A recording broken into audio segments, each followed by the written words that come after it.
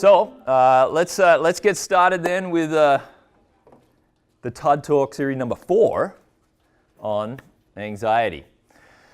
We're going to be doing a few different things in this presentation. Like I said, I like to bring things for show and tell, to experience. Some of you guys are verbal listeners and you learn that way. Some of you like to read a book. Some of you need to do it. Some people are tactile learners.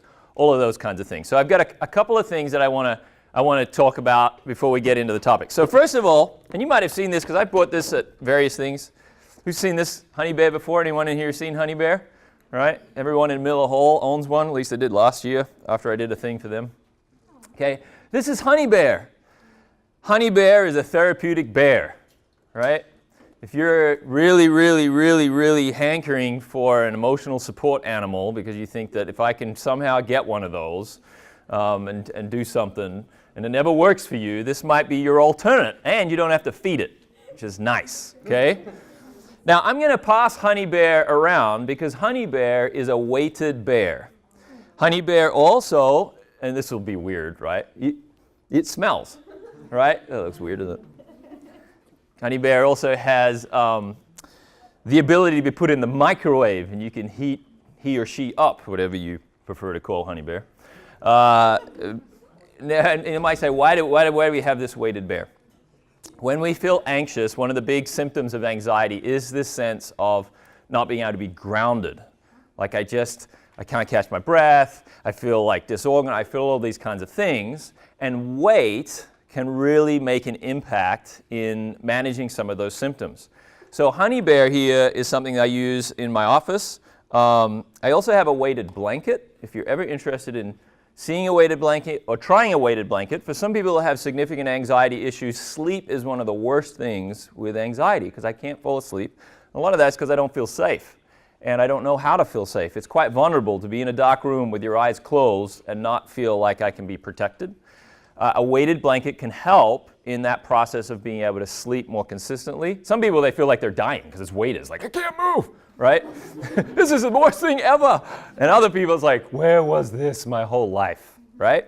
And I have one if you want to kind of try before you buy. You can certainly come and talk to. We have them in the counseling offices as well. And some people swear by them, though not really swearing, but really like it. And other people hate them.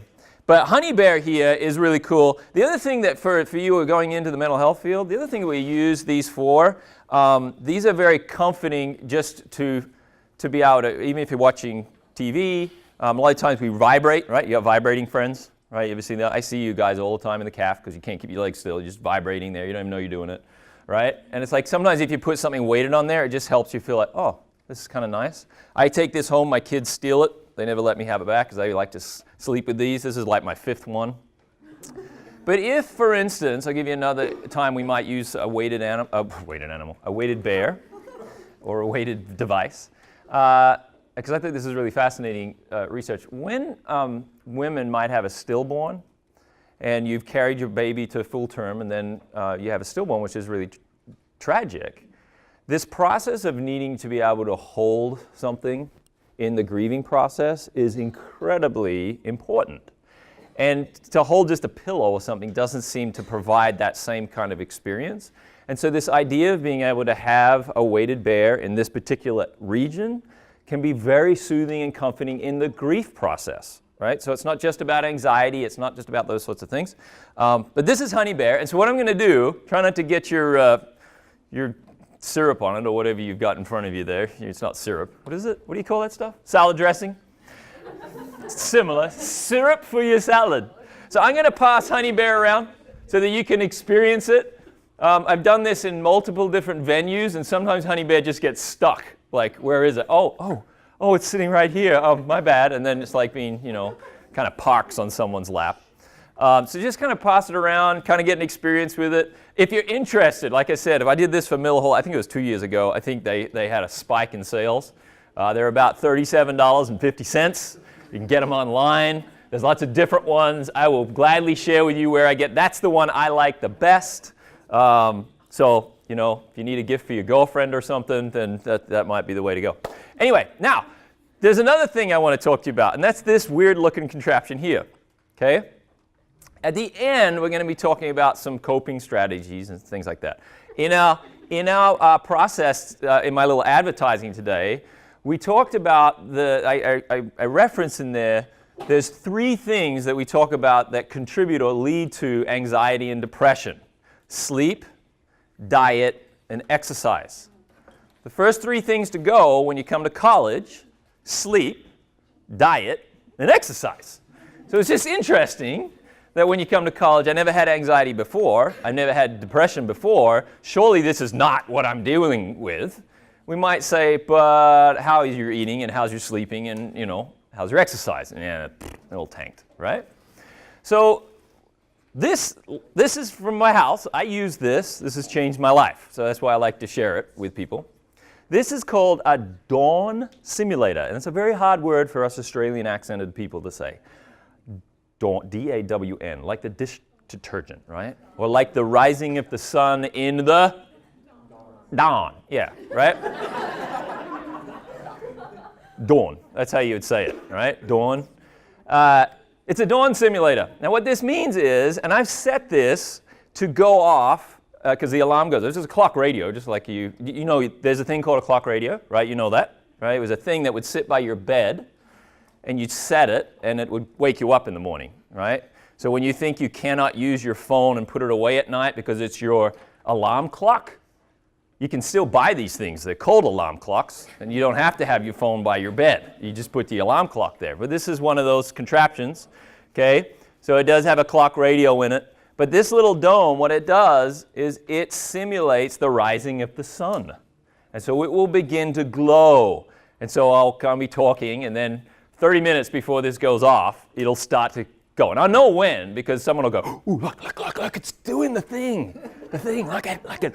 And then you won't listen to me, you'll just stare at it and try to see if it's getting brighter, but you're not sure if it is, but it is, right? And it'll be very distracting, but it'll be going off, right? And you can see that thing just kind of glow. And you might say, why is that so? When you are sleeping, there's a chemical that's released in your brain that wakes you up before you're actually awake.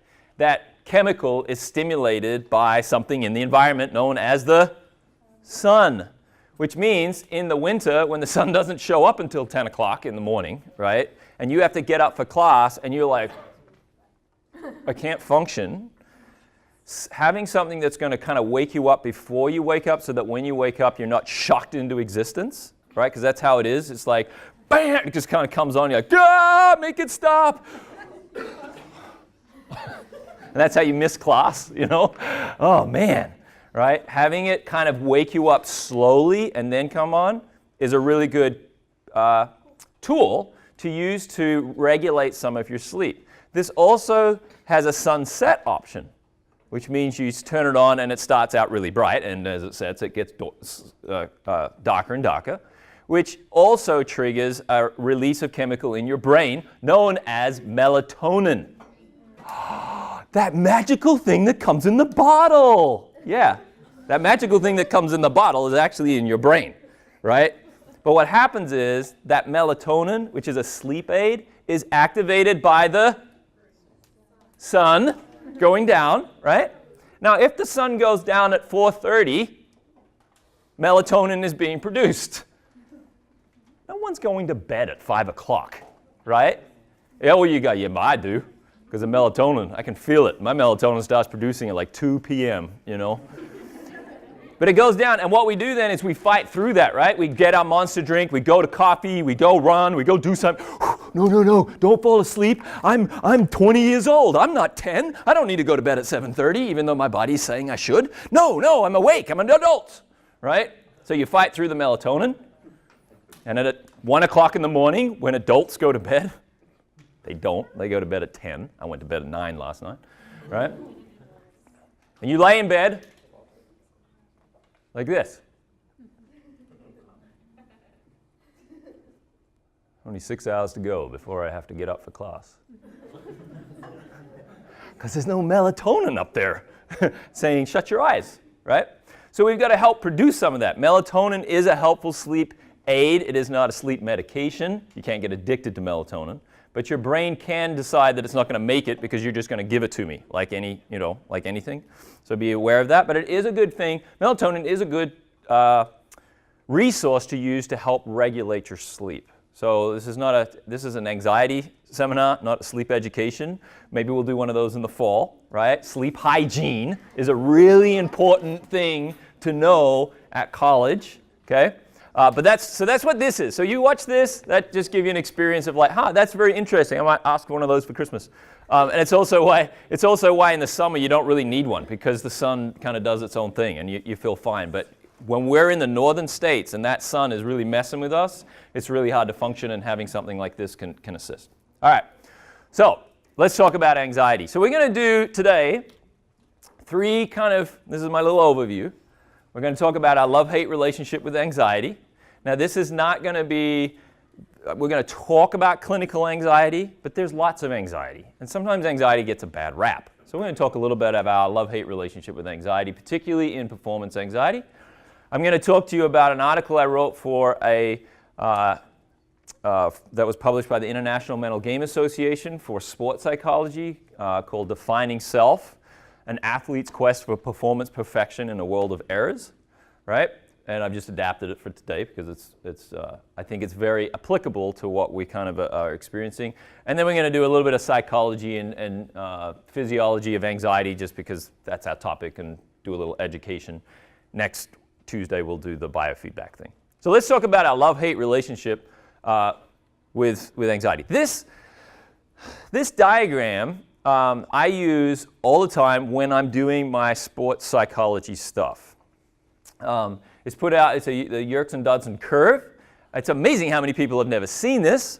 And this is what it looks like. I'm going to draw it as well because I prefer to demonstrate it over here.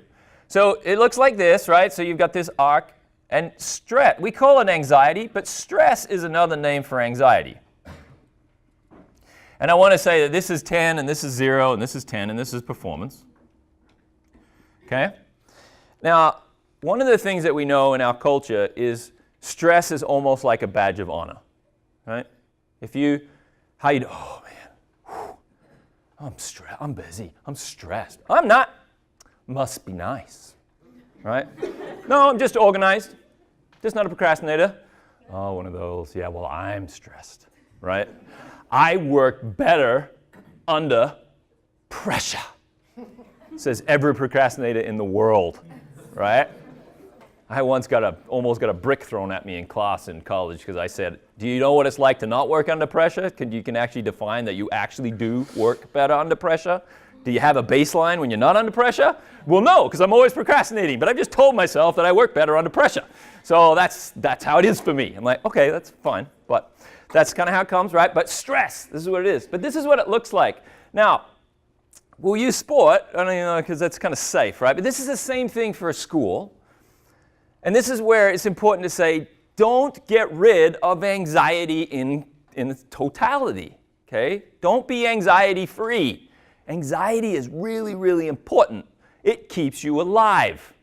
It keeps you going to school, right? It keeps you functioning. It keeps you in spiritual fervor, actually, if you really think about it.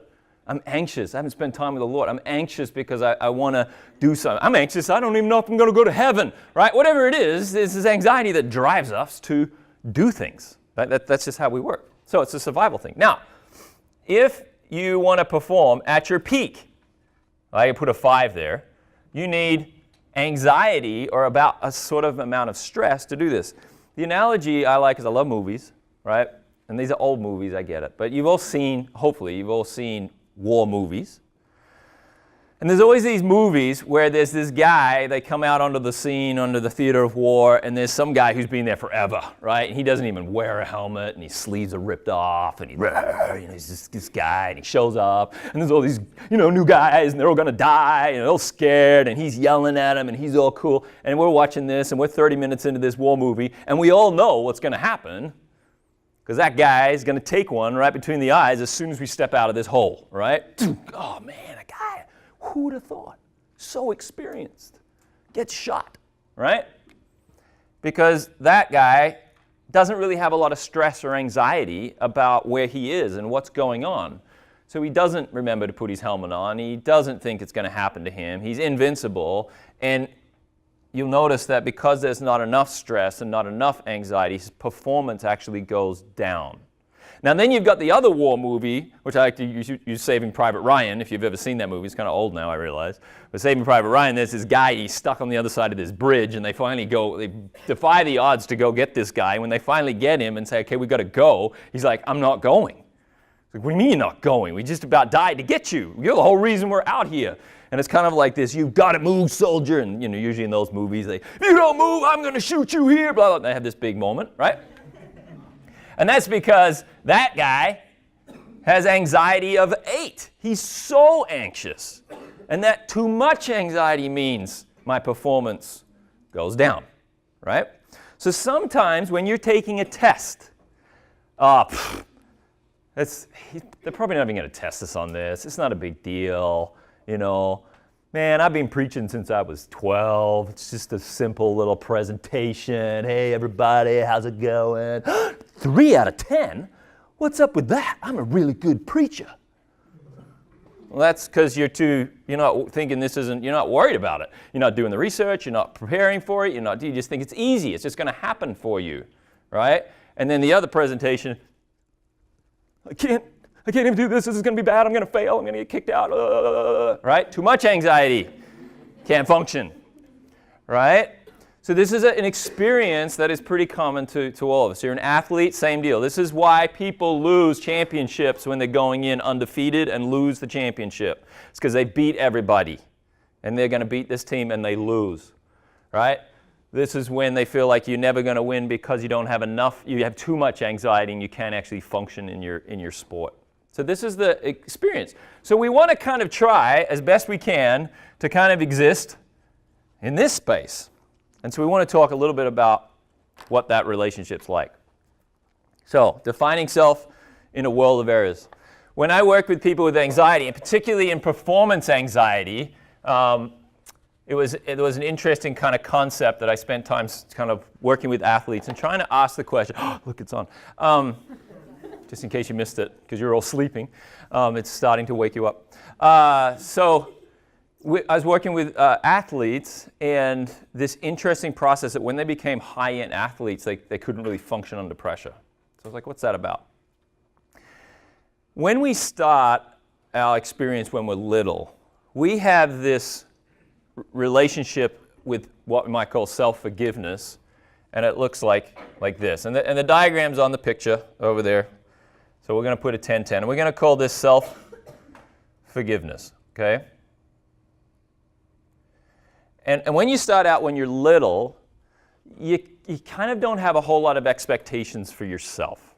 So, again, golfing was my thing, and this is where this kind of started. My daughters are going to start to play golf this summer, because I want them to play golf, because it's important. It's an important life skill. You should all know how to play golf. Now, when they go and they say, okay, Dad, this year we're going to do golf camp, they're going to go. I like playing golf. My wife likes playing golf. When they go out there and they cannot hit the ball, and they can't even hit that dumb little golf ball, right? I'm not going to be like, you're a worthless, terrible child. Right? I'm not going to do that. I'm going to say, oh, that's okay, honey. Tee it up again. Let's have it. Here, use this. Do this. And then they hit it and I went, whoa, Dad, did you see that? It went like over there. That was cool. Give me another ball. Right? Whoa, almost hit that tree. I did hit the tree. That's awesome. Yeah. Hit it again. Ooh, that one went along the grass. Yeah, we call that a worm burner. Worms. I like worms. Worms, can we get some worms? No, we're playing golf. Let's play golf, right? Ooh, a sand pit. Let's go play. That's a bunker. What do you do with that? Put your sand in it. Then you put the ball and you hit it. Can we try? Yeah, I can't hit the ball out of here. That's stupid. Yeah, hit it again. What, right? So they learn to play golf. And when you start, your self-forgiveness is wide open. And my expectations of you is 0. I just like the fact that you're out here. Now, let's say my kids start to learn to play golf and they start enjoying it. And let's say my wife this year is going to be joining a women's league, which I'm very excited about, right? And they're going to have this event. Now, one day, they may, there's 4 people that play in a golf when you do a group.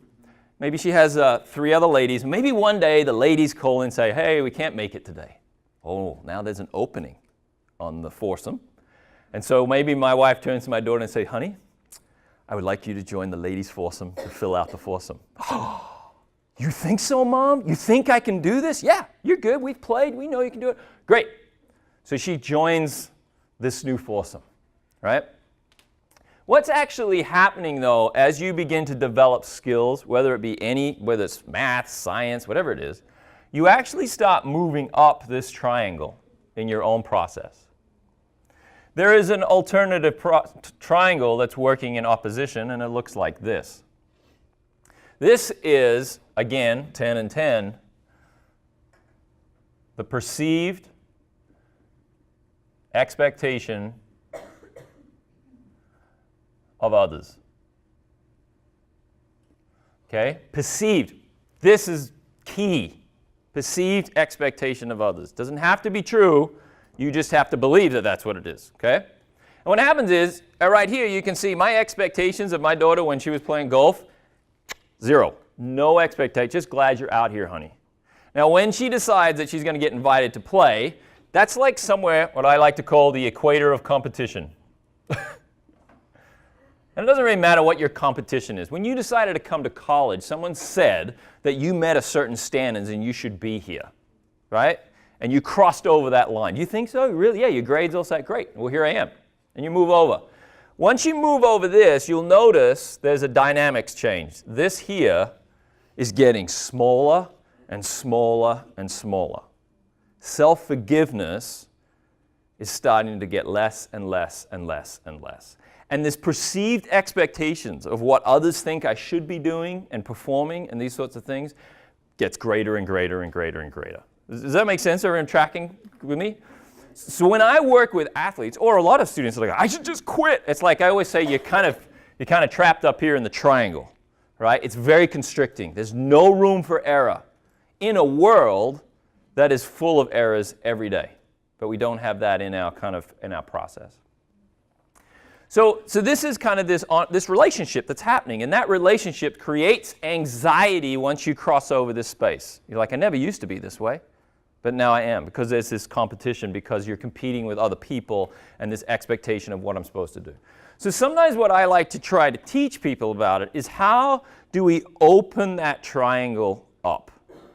How do we open up this idea of I can have self-forgiveness? You remember way back 3 weeks ago when we did accusatory thought voices? If you were here for that, if you didn't, go watch it on YouTube, right? It was true fact. You failed a test.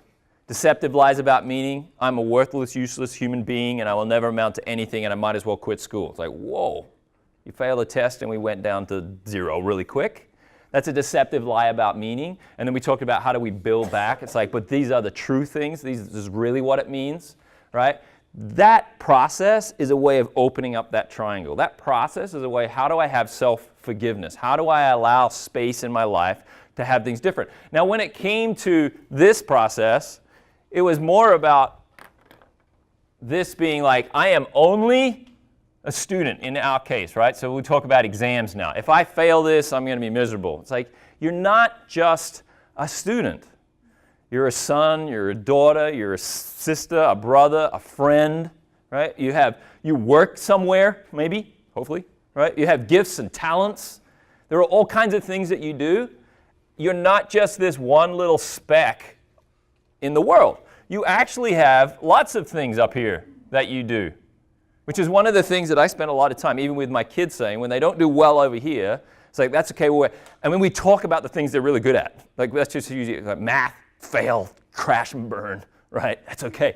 Let's talk about your art, because you're really good at that. And let's talk about this. And what are we going to do this? And it kind of is this idea that I'm not just this math problem, right? My daughter sent me a thing the other day that said, I wish math would fix its own problems, right? It's kind of, because it's not the thing. But so we spend time opening up that triangle, and you've got to do a little bit of that work. Because if you don't, it increases anxiety. Right? It pushes us past this point where we then begin to get flooded, is what we call it, to be flooded, and then we have trouble kind of controlling it. If you want to read more about that, you can. You just Google me, Defining Self, you can read it. There's another part of this in that article, if you read it, and it talks about Erik Erikson's stages of development, if you've taken Psych 101. It's not at 101 here, 124. And it talks about how Erik Erikson had these crisis developmental stages, if you remember vaguely. And it was in from 12 to 18, you're in role identity versus role confusion, and that's kind of who am I? Who am I going to be? And you're often defined by your friends. So before that, you were defined by your family, but once you get into adolescence, you stop being defined by your friend group. And then when you get to 18, not on your birthday, but somewhere in there, when you get to 18 to 35 is the next crisis phase, and that is intimacy versus isolation. How do I form deep, intimate relationships at the expense or risk of being in isolation for the rest of my life? That's the crisis. That's why we kind of get married in that stage and we have families in that stage and get jobs.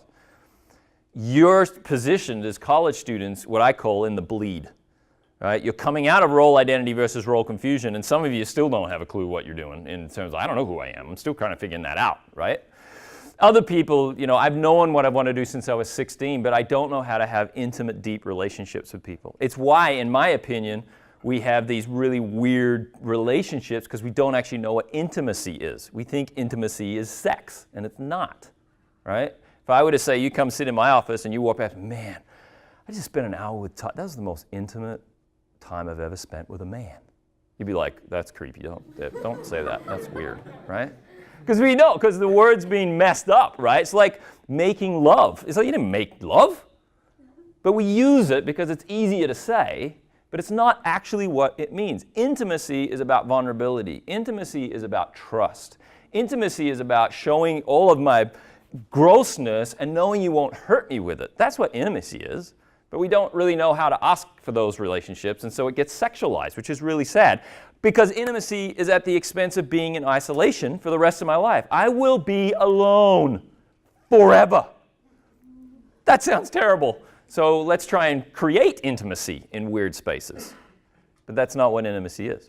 So role identity versus role confusion, that's an anxiety space. Intimacy versus isolation is an anxiety space.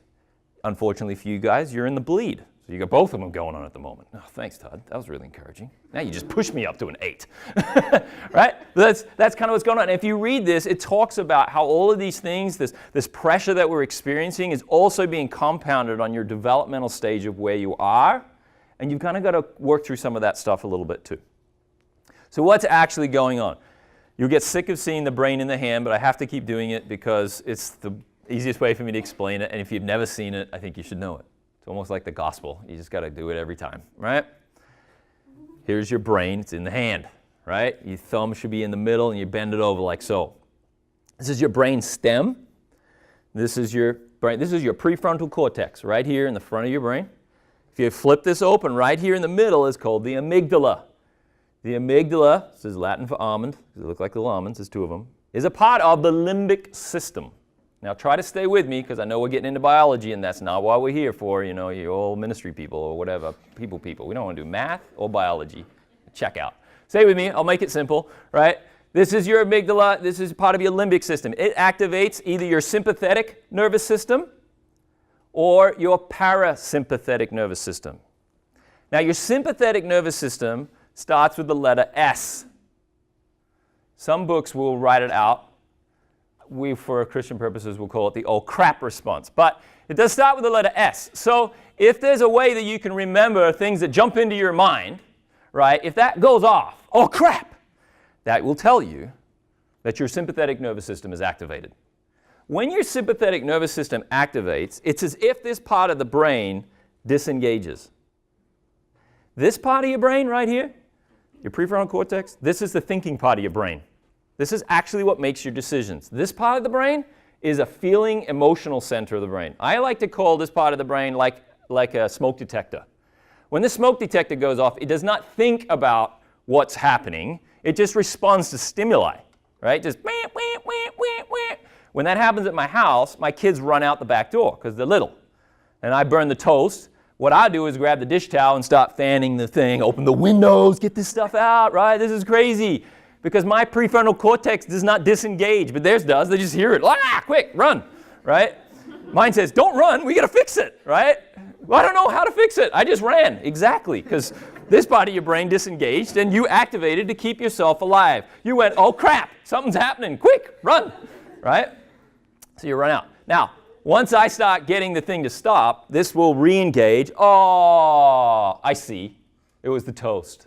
Why are we standing outside? Ha, ha, ha. And we come back in. And that's your parasympathetic nervous system that's telling your brain, hey, everything's cool, guys. No big deal. That was my bad. Yeah, we got it, right? That's your prefrontal cortex. To help you remember these terms, you jump. I don't do risk, right? So when you jump out of an airplane, and I'm falling out of an airplane to go skydiving, I will have that oh crap response, right? Because I'm like, I'm going to die. 1 in every 10,000. And I just learned that, 909, whatever it was, I'm the last one. Here I come, falling out of the sky. And then when we went on this training, they tell you at 10,000 feet, you pull the ripcord on the right. And I'm looking at this thing spinning around. I don't even know if one's my watch, what's going on. I got 2 things on here. I don't remember which one. Is it the right one or the left one? I'm falling out of the sky. I don't know what's going on. This is terrible. We're all going to die, right? It's like, what, weren't you listening down on the ground? I thought I was listening, but I'm not, right? Because this part of your brain is the fight, flight, freeze, fall asleep responding system. You can either fight it. If you can't fight it, you're going to flight it, run away from it. If you can't run away from it, you're going to freeze, deer in the headlights. Oh, there's a car coming at me at 100 miles an hour. Maybe if I just stand here, it won't hit me. All right, freeze, fall asleep, which is usually what happens after a stressful time, or if you wake up and like, I'm never going to pass this thing, I might as well just go to bed.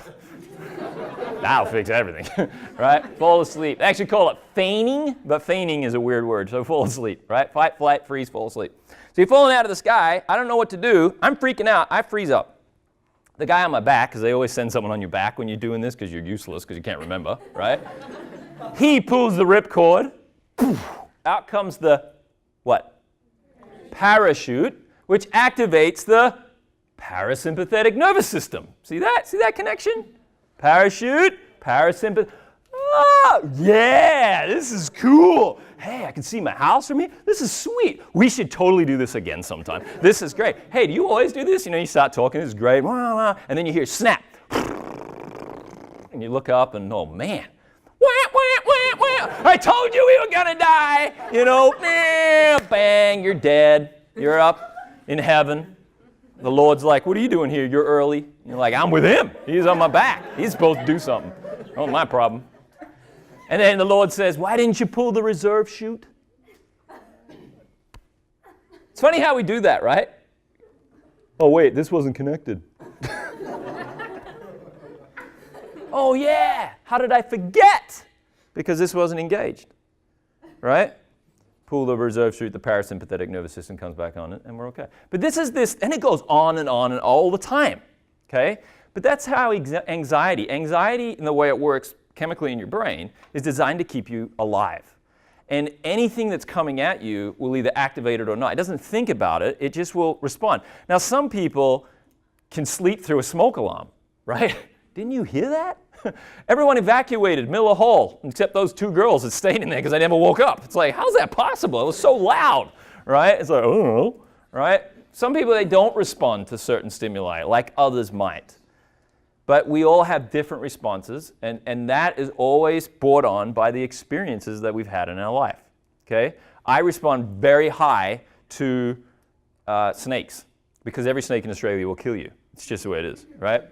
Now I go through life trying to pick up all the snakes at my house just to get over that fear because I know the snakes over here don't kill you. So, I try to get over that. But my history tells me to freak out when I see a snake. So I'm trying to kind of work through that a little bit because I think it's cool. So this is going to go off in a minute. I can feel it. I can just feel it warming up. It's about time for me to wake up. I never wake up to my radio. I only wake up to the light. So I just feel like, oh, this is going to go off. I think it's close, but it's probably not. I don't know what time it is on there. Anyway. So we can keep going. Right, now, that's the brain in the hand. That's biologically what's happening, okay? Just as a side note, your prefrontal cortex, this part of your brain that does all the thinking, is not fully developed until you're 25. It's why your car insurance goes down, right? Because this part of your brain is like the accelerator. This part of the brain is like the brake, right? And so, in fact, sometimes when I work with my adolescent people, I say, God gave us a surrogate prefrontal cortex. And the surrogate prefrontal cortex is also known as your parents, right? We're there to help you not do stupid things, right? Like, don't tell me what to do. I'm an adult. It's like, yeah, but speeding at 100 miles an hour down an icy road is probably not the best way to go. I know what I'm doing. How did that go wrong, right? Whatever. So that's how that works, okay? Prefrontal cortex. Now, images, heart rate, and breathing is the heart math. We're going to talk about that on Tuesday. But just real quickly, those three things create coherence. If your images in your mind will activate this piece of your brain. So, if you think it's going to be bad because of an experience in the past, you will have a response. And that could be anything. If you failed your last test, your sympathetic nervous system will be heightened because you're going to remember that you failed the last test, and it's going to cause you to function in some way. Okay? If the image is a positive image, that helps you stay relaxed, which is why when I do stuff with performance anxiety, sports, stuff like that, I always say, think of the time you really played lights out. And like, oh yeah, I remember that. That's the image you want to take, not the image of when you failed at it. Because you go and it's like, don't fail. Your brain doesn't understand the word don't. Right? Don't screw this up. Don't screw this up. Don't screw it. You ever ride your bike like on a curb? Like, don't fall off. Don't fall. Oh man, I fell off. Right? It's bad because your brain is just telling you what to do. It's time to get up. Hit snooze. So you hit snooze and it goes off, right? And it'll come on. It's 3 minutes the next time, so you don't get as much of a light experience the next time. Just wake up, you moron. You should get up now, right? We'll come back on. Images, though, drive our experience. If I tell you to not think of an elephant,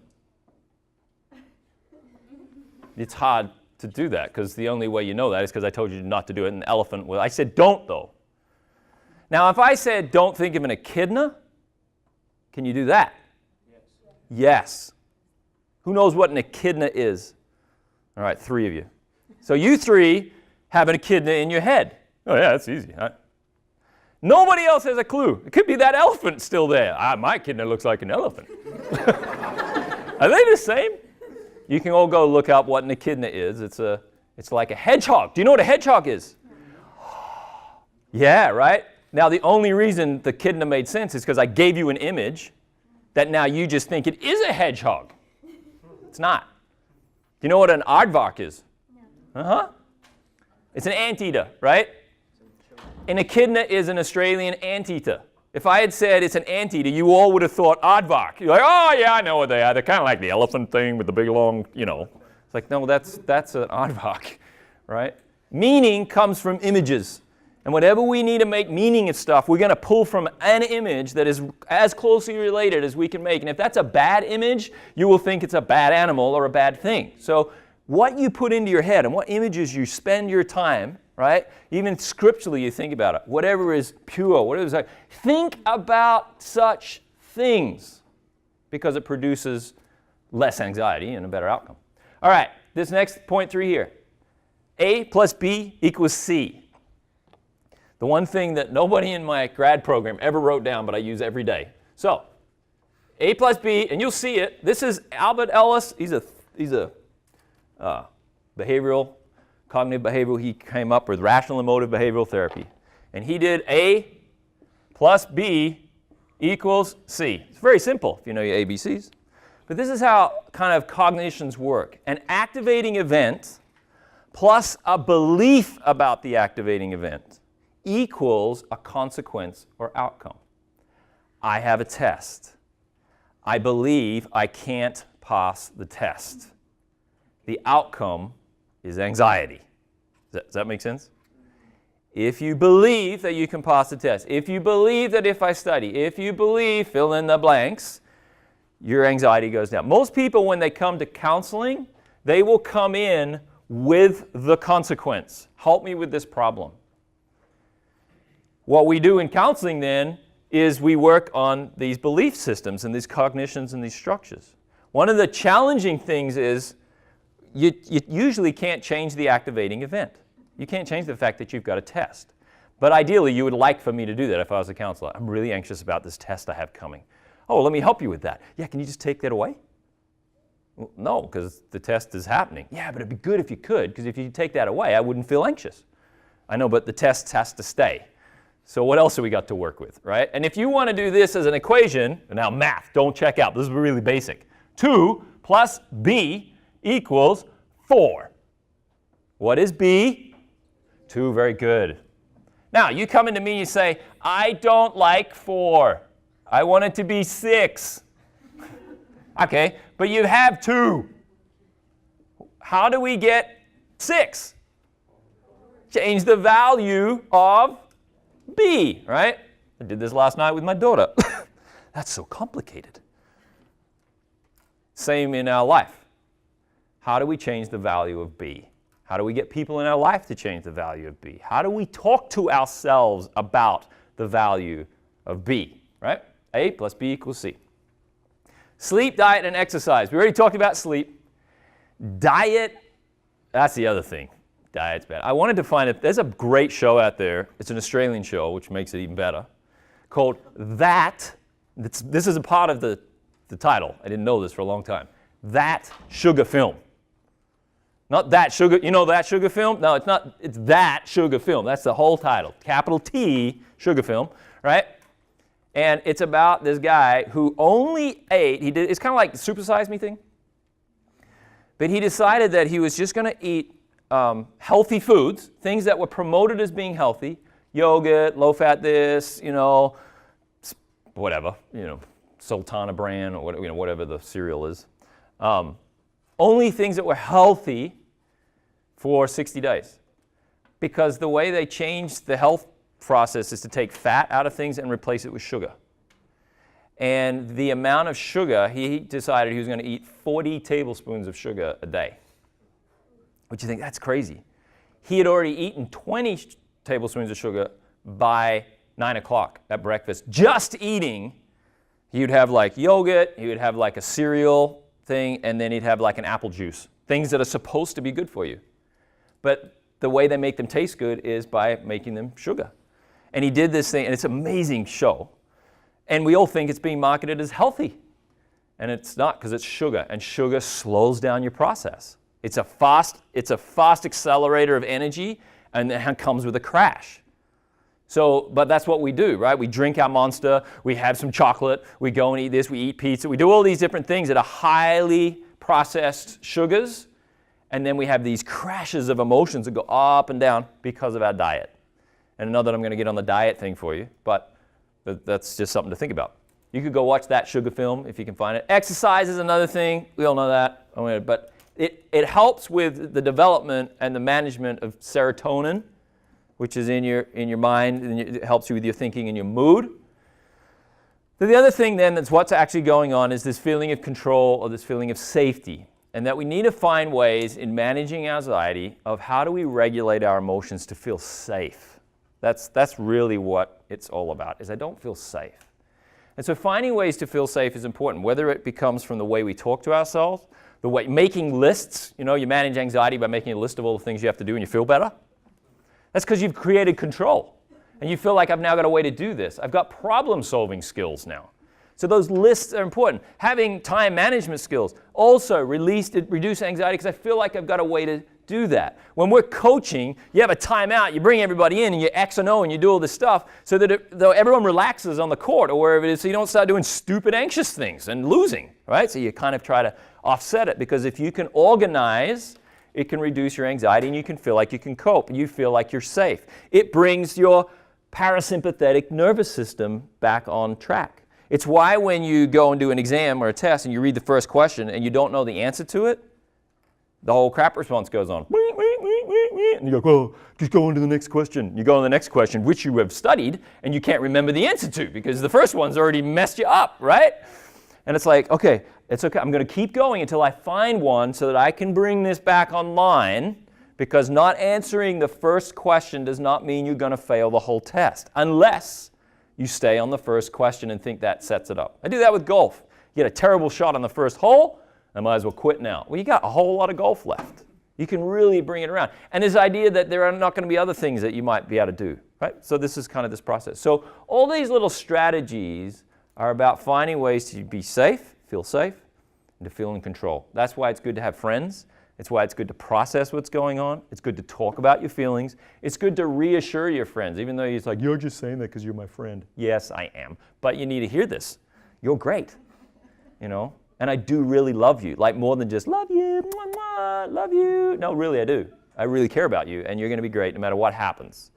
You know, I love the old, to end with the old adage from Gladiator, whatever comes out of those gates, we got a better chance of survival if we work together, right? And that's kind of how it is. We're going to stick together. We're going to tell each other we're going to be okay, and that's how we're going to survive, because we feel safe. So my alarm never went back off again. I must have just killed it. Hopefully that was helpful for you, though. It's 1 o'clock. It's time for you to leave. One more of these. Send a friend, tell a friend, watch it on YouTube. Hope it's helpful.